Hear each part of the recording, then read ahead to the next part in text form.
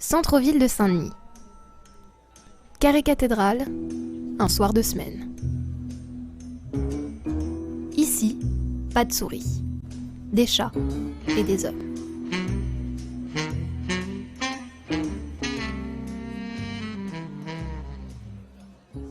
Alors ces chats sont des chats, je dirais, à l'état sauvage. Ils restent dans le quartier. Il y en a une vingtaine ici. Et vous avez une vingtaine aussi dans l'autre rue par des gens. Ils aiment plus les chats. Enfin, mais les chiens, ça peut devenir agressif du moment qu'ils ne sautent pas sur les tables.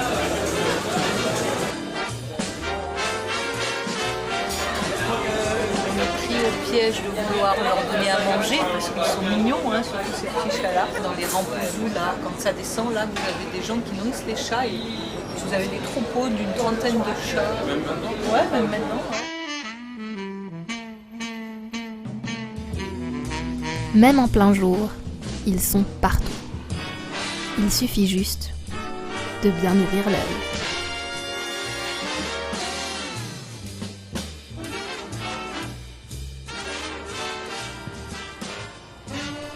Discret, agile, rusé. Autant d'attributs qui les rendent difficiles à estimer. Les gens viennent abandonner beaucoup plus qu'avant parce qu'ils n'ont plus les moyens de s'occuper de l'animal ou ils déménagent. Voilà, donc, forcément, c'est plein de partout, de partout, de partout. En ville, en plus des nuisances sonores et olfactives, ces chats sont vecteurs de maladies transmissibles à l'homme et représentent un risque sanitaire. Les experts le confirment. Les chats peuvent transmettre la rage, peuvent transmettre aussi pas mal de maladies, notamment la toxoplasmose. On en parle beaucoup pour les femmes enceintes. Mais ça, c'est très rare que c'est direct les contages d'un chat à une femme enceinte. C'est plutôt de l'eau contaminée, des légumes qui sont contaminés avec de l'eau qui est contaminée. Et puis après, il y a des maladies parasitaires.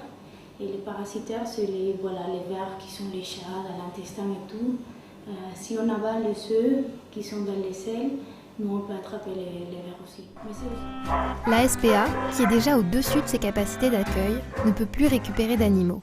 D'autant plus que les demandes d'adoption sont peu nombreuses. Lilia, allez bien. Il y a une dame qui habite sur le port, qui s'est laissée envahir par les chats. Elle en a plus d'une trentaine. Donc elle était venue les déposer dans la fourrière à côté. Malheureusement, ils n'ont pas pu les prendre parce que ce n'est pas leur secteur. Et ils ont juste pris les tout petits, des chatons on va dire une dizaine de jours, qui ont malheureusement été endormis par les soins du vétérinaire. Et les autres, elle est repartie avec.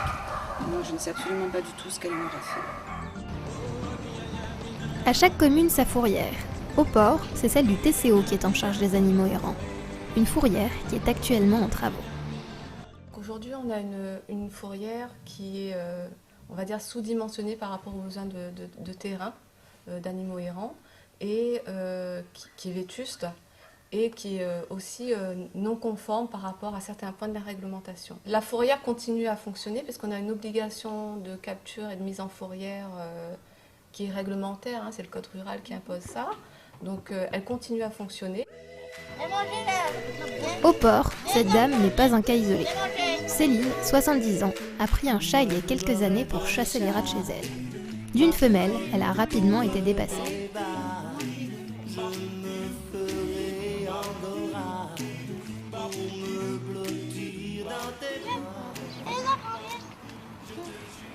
Voilà, à manger. Nous donne. Maman, il donne. Vous la fait penser à stériliser les chats. Mais ferait même, parce au moins qu'on aurait moins, parce que mes voudrais sont un chat, mais pas 10, 20. Comprends là? Mais comme elle a petit, ben, on ne peut pas non plus détruire non plus. Tuer ces petits à cause qu'elle a fait des petits. C'est des animaux, c'est pas des animaux qui vous pouvez tuer pour manger, ils peuvent faire ici. Le monde, à certains, ils mangent des chats, on a beaucoup de monde, ils mangent des chats.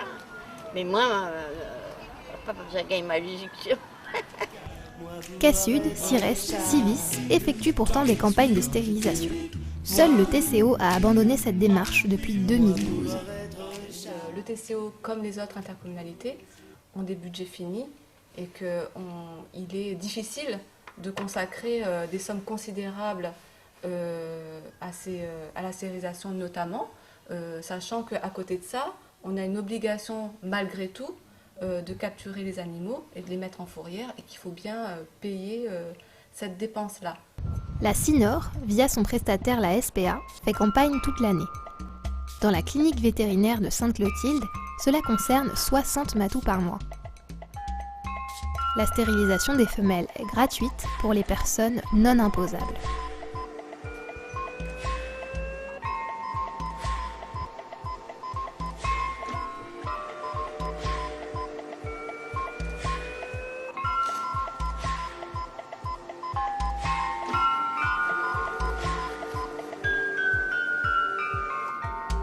Il y a beaucoup de gens qui nous disent mais pourquoi faire, on ne stérilise pas, ça sert à rien, on ne stérilise pas les animaux, c'est la nature. Eh ben non, la nature elle a évolué, hein, les gens ont évolué, donc le rapport propriétaire animal a beaucoup évolué. Aujourd'hui on ne donne plus les restes, hein, pour une majeure partie des gens on nous donne plus que nous mange. Les gens vont acheter des croquettes, on donne des boîtes ou encore mélange encore le riz avec croquettes, etc. Donc tout a évolué. Donc les mœurs aussi ont évolué. Depuis le 1er janvier 2015, la législation française indique que les chats errants doivent être stérilisés, identifiés, puis relâchés sur les lieux de la capture. Ça va être une nouveauté dans l'année en cours de monter des opérations de chats libres qui consistent à capturer des chats dits communautaires, hein, qui sont un peu nourris par le voisinage, les stériliser, donc c'est plus important, et les remettre sur site. Parce qu'on sait qu'un chat a une attitude territoriale, donc quand il sera remis sur place, d'autres chats ne viendront pas coloniser le site sur lequel il est. Donc ça empêche une prolifération sur le secteur d'implantation de ce chat. La différence étant qu'on stérilise au lieu d'amener ce chat habituellement en fourrière qui est voué, on va dire, à l'euthanasie. Des chats libres, une idée qui fait son chemin à la Rune. De quoi réconcilier les fourrières et les défenseurs des animaux. Voilà, ça c'est Bambi. Bambi, je l'ai pris pour le faire stériliser. C'est un chat qui ne supporte pas d'être enfermé, donc on n'a pas pu le garder à la SPA. On l'a relâché là parce que c'est son environnement. Il a été jeté petit. Il y en a tout le long. Moi j'ai les miens, là, j'en ai 5-6. Déjà, ça empêche trop de souris, trop de rats, mais comme ça, ils ne chassent pas les oiseaux. Voilà. Pas si sûr. Car même stérilisé, le chat reste un prédateur. Dans les îles, cela pose de grands problèmes de conservation, d'oiseaux endémiques notamment. Il a été estimé qu'un chat, au cours d'une saison, pouvait tuer jusqu'à 90 pétrels, en théorie. Ce sont des chats qui sont devenus sauvages, mais qui à la base viennent des milieux urbanisés ou des quelques habitations qu'il y a sur la Planaise. Ces chats vont en forêt et vont chercher la nourriture disponible. Alors, en hiver, dans la forêt, il y a peu de ressources. Il s'avère qu'il y a une ressource qui revient périodiquement, c'est le retour des pétrels, le retour des oiseaux marins. Si les félins parviennent à subsister à ces hauteurs, c'est à cause des déchets qui attirent les rats et donc les chats. Il est devenu capital de sensibiliser la population, en particulier sur des sites difficiles d'accès comme Grand Bassin. C'est vrai que Grand Bassin c'est particulier dans la mesure où c'est pas accessible en voiture, donc le seul moyen pour faire remonter les déchets c'est le monte charge, le moyen le moins onéreux, c'est gratuit tout simplement. On travaille en complément avec la CEOR et le Parc National, c'est-à-dire on s'est partagé le terrain pour faire en sorte qu'on ne travaille pas sur les mêmes étagements. Donc du coup on devient complémentaire. Au niveau du piégeage par exemple, sur le diméthyle, on travaille en milieu naturel, mais dans la zone en dessous du parc national, et la CEOR intervient directement sur la zone la zone la plus proche des colonies. On dispose des cages vraiment en partie forestière, en milieu naturel, dans le cœur, voilà, jusque sur la Planaise tout en haut, mais on en positionne aussi un peu plus bas, tout au long de la piste. Lutter ici, c'est pour empêcher qu'ils montent et qu'ils viennent dans les colonies. Et par contre, lutter ici, c'est une action directe de conservation. C'est-à-dire là, en enlevant un chat ici, on sauve concrètement des oiseaux. Les actions de capture chat ont commencé en 2012. Un an après, environ 80 cages ont été disposées dans cette zone d'action, lieu de nidification supposé du pétrel noir, un des oiseaux les plus rares du monde.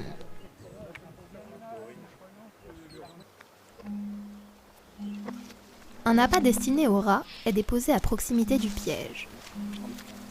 Les chats, eux, sont attirés à l'aide de pâtés ou de sardines dans une cage camouflée.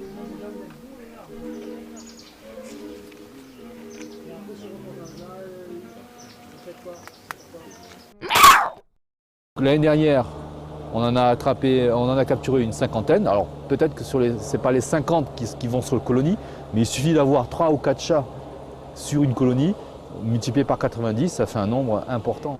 Tous les chats ont été quasiment tous euthanasiés parce que c'est des chats qui sont vraiment sauvages avec quasiment aucune possibilité d'adoption. Sauf peut-être des tout petits qui étaient plutôt capturés dans les bacs, qui ont l'habitude un peu de l'homme, mais les chats, c'est vraiment des chats sauvages. Et du coup, sachant que leur destin c'est d'être euthanasiés, au final, pour le bien-être animal aussi, c'est-à-dire qu'il faut savoir que le chat capturé, il va être ramené à dos d'homme sur 6 heures de marche, dans une cage. Certes, on veut enlever les chats naturels, mais on est pour le bien-être animal aussi. Et donc du coup, l'idée, ça serait de pouvoir euthanasier directement ces chats.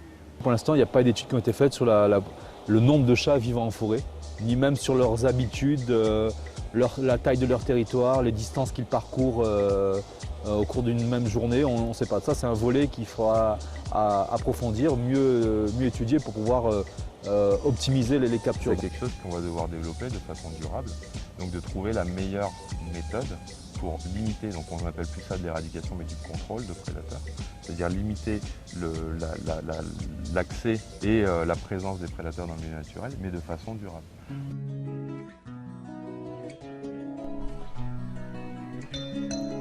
On reconnaît la valeur et la grandeur d'une nation à la façon dont celle-ci traite ses animaux, nous dit un vieux sage indien.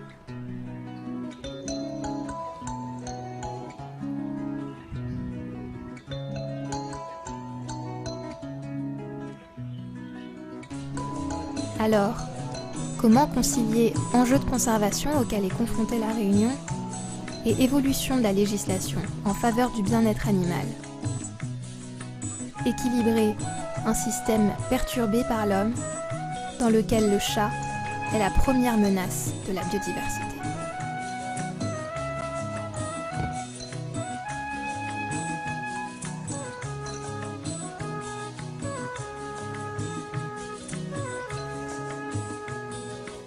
Mamma e bannare fin poffri, sa tutto te